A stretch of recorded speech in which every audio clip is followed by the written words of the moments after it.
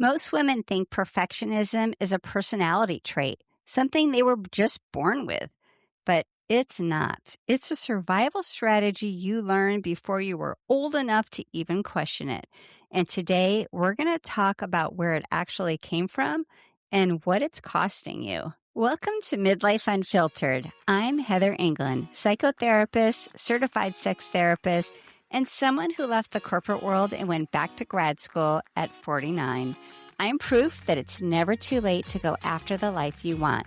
This podcast is for women who are done performing, done pretending everything's fine, and ready to have real conversations about identity, about desire, about the life you actually want. Last year, I did something that felt surprisingly radical. I sent a Christmas card that took me 20 minutes to make. In past years, it took hours.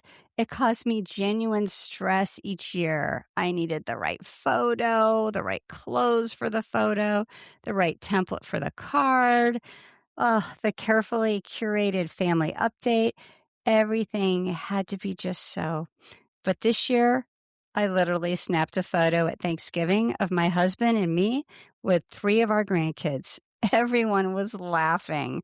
My grandson had been crying about something, and my son-in-law did something ridiculous, and suddenly we were all cracking up. And I used that photo.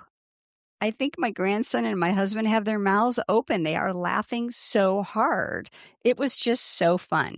I found a simple template online. I wrote a short update. Done. Done, done, done, done, done in like 20 minutes. And what surprised me wasn't the time I saved.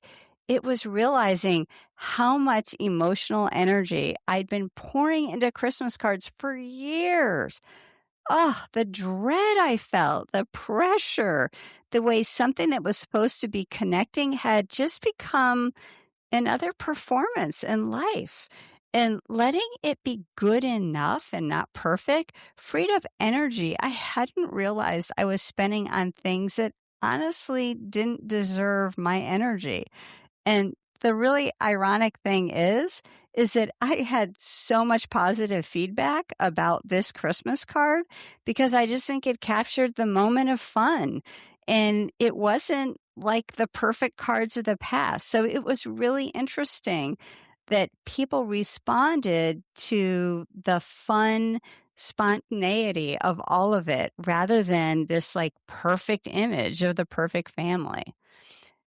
Most people, when they hear the word perfectionism, they think high standards, conscientiousness, wanting to do things well. Some people even wear it like a badge. Oh, I'm such a perfectionist. But that framing completely misses what's actually going on. Women that I work with aren't suffering because they care too much. They're suffering because perfectionism has become exhausting, because it stopped being about excellence a long time ago and it became about something else entirely.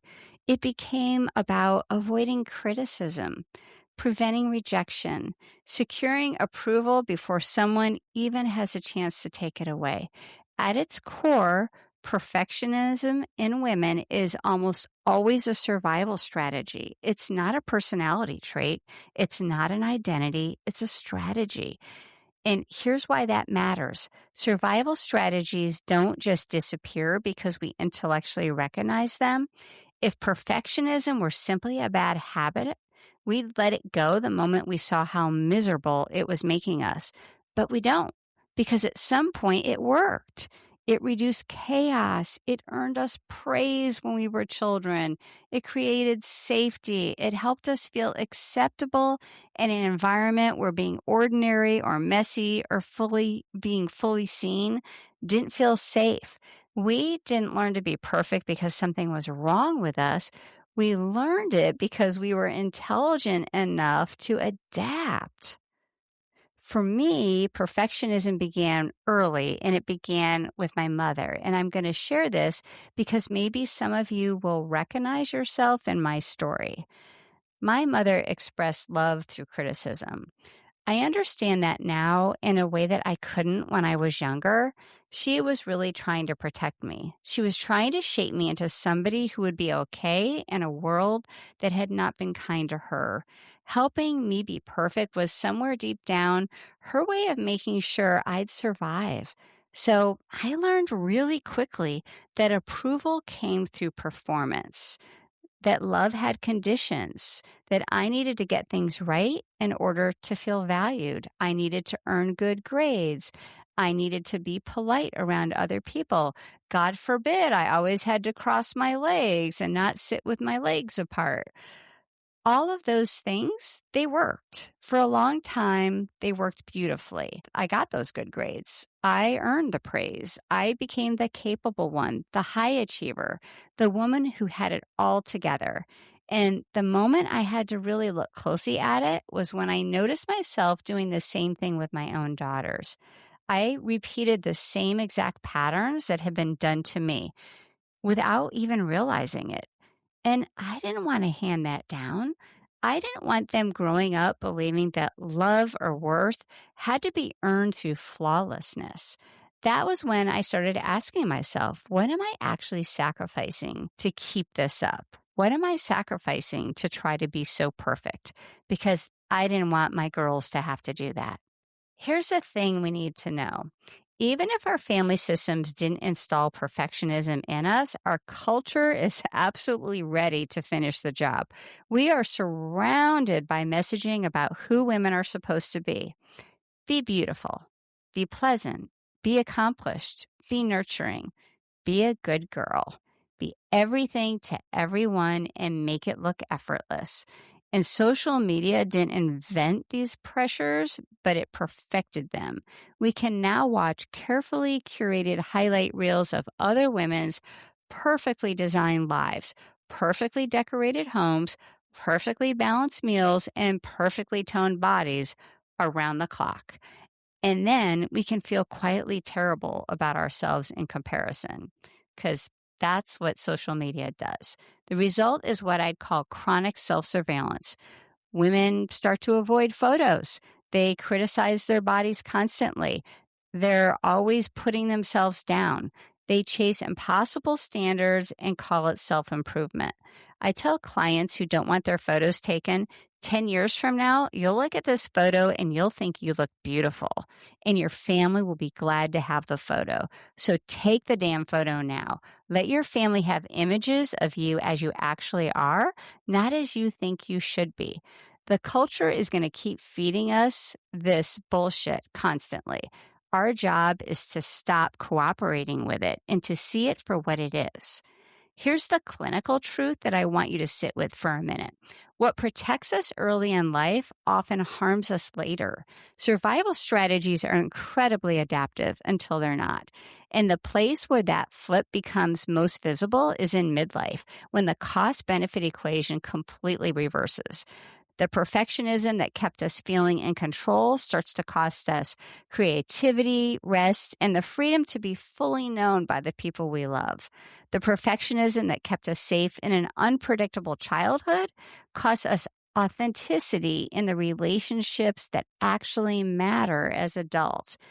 And we look in the mirror and see a body that isn't cooperating with those impossible standards. And we realize we can't keep carrying every role perfectly without paying a serious price. And quietly, sometimes not so quietly, a question starts to surface for us. What am I sacrificing to keep this quest for perfectionism up? And that question is the beginning of something really important. That's part of your midlife reckoning. I have watched women get stuck on this constantly. Letting good enough be good enough is not the same as giving up. It doesn't mean settling.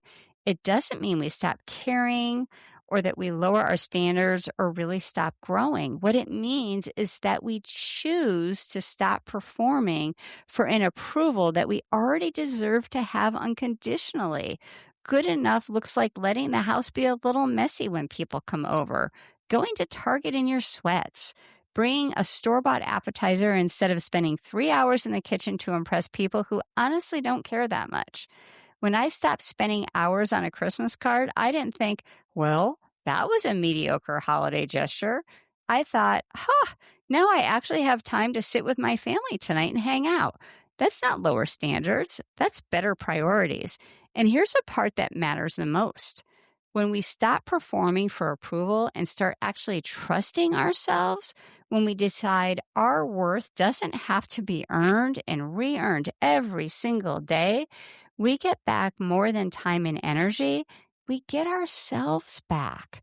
And that shift from perfectionism towards self trust is honestly where I see the most healing happen in midlife. Not in grand gestures, but in small decisions to stop performing for other people and to start choosing yourself. Here's what I want to leave you with. We didn't become perfectionists because something was wrong with us. We became perfectionists because we were smart enough to figure out what our environments needed, and we adapted. We survived. But surviving and actually living are two very different things. And at some point in midlife, the strategy that helped us survive starts getting in the way of our lives. So the question I want you to sit with this week is simple. What would you stop doing if you truly believed your worth wasn't on the line? What would you let be good enough and not perfect? Thanks for listening today. If you're in your I don't give a fuck era and you're ready to create a better life, subscribe to the podcast, share it with a friend, and find me on Substack. Just search A Midlife Reckoning or grab the link in the show notes. I'm Heather England. Until next time, my wish for you is a life that's actually yours. Not what's expected of you, but what you want. Yours. And one more thing that I want to share for both ethical and legal reasons, and that is that everything I share on A Midlife Unfiltered is not intended to be therapy or medical advice. It's for educational purposes only. If you listen to this podcast and it deeply resonates with you and you know there are some things you need to work on to improve your life, I encourage you to seek out counseling or the advice of a medical doctor if you think that is something that would help you to create the best life for yourself. Thanks for understanding.